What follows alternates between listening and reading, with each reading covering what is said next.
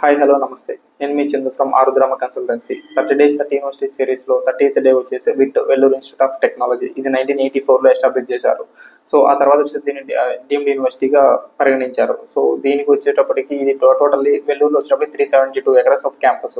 So ఇట్లా వీళ్ళకి different kind of branches ఉన్నాయన్నమాట. ఒకటి వెల్లూరు ఒకటి, తర్వాత అమరావతి ఒకటి, తర్వాత బెంగళూరు ఒకటి, భోపాల్ ఒకటి, సో చెన్నై ఒకటి, ఈ బ్రాంచెస్ అనేవి ఉన్నాయన్నమాట. సో దీనికి ర్యాంకింగ్ విషయానికి వచ్చేటప్పటికి మనకి సో ఎన్ఐఆర్ఎఫ్ ర్యాంకింగ్ వచ్చి ఓవరాల్గా తీసుకుంటే 19th ర్యాంక్ ఉంది.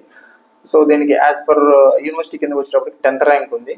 సో ఇంకా ఎన్ఐఆర్ఎఫ్ కాకుండా ఓవరాల్గా ర్యాంకింగ్స్ లో చూసుకుంటే మన ఇండియాలో దీనికి టాప్ 20 ర్యాంకింగ్ అనేది దీనికి పొందింది.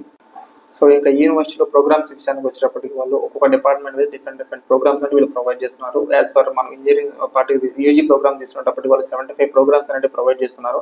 సో పీజీ తీసుకుంటే వాళ్ళు 58 ప్రోగ్రామ్స్ అనేవి మనకు ప్రొవైడ్ చేస్తున్నారు. ఇట్లా తీసుకుంటే మనకి ఒక 15 ఇంటిగ్రేటెడ్ కోర్సెస్ కానీ, తర్వాత 2 రీసెర్చింగ్ కోర్సెస్ కానీ, సో అది కాకుండా 2 ఎంటెక్ సంబంధించిన కోర్సెస్ కానీ వీళ్ళు మనకి ప్రొవైడ్ చేయడం జరుగుతుంది.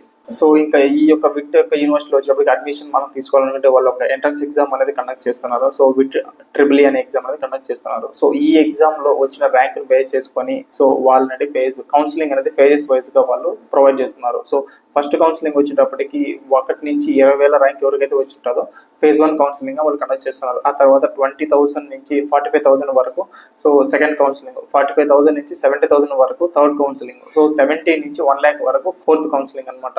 ఈ 4 కౌన్సిలింగ్స్ లో ఎవరికైతే 1 lakh లోపల ర్యాంక్ వచ్చింది, సీట్ వచ్చింటుందో వాళ్ళకి వెల్లూరు, చెన్నై, బెంగళూరు ఈ 3 క్యాంపసెస్ లో మాత్రమే అడ్మిషన్ అనేది ప్రొవైడ్ చేయడం జరుగుతుంది.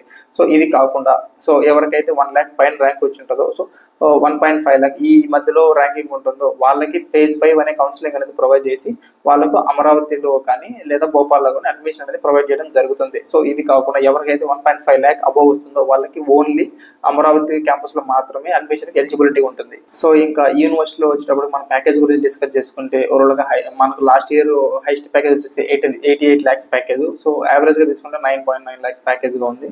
సో లాస్ట్ ఇయర్ వచ్చేటప్పటికి మనకి ఓవరాల్ గా 50 lakh ప్లస్ ప్యాకేజ్ వచ్చేటప్పటికి 20 స్టూడెంట్స్ వాళ్ళు ప్రొవైడ్ చేయడం జరిగింది. సో ఇంకా యూనివర్సిటీలో వచ్చేటప్పటికి అడ్మిషన్ గురించి కానీ, ఫీ స్ట్రక్చర్స్ గురించి కానీ, ఇన్ కేస్ మీకు హాస్టల్ ఫీజు గురించి కానీ ఇవి ఏమైనా తెలుసుకోవాలనుకుంటే బయలో ఉన్న నెంబర్ని కాంటాక్ట్ అవ్వండి. అట్ ద సేమ్ టైం ఇలాంటి యూనివర్సిటీస్ గురించి ఇంకా తెలుసుకోవాలనుకుంటే మా యూట్యూబ్ ఛానల్ ఫాలో చేయండి.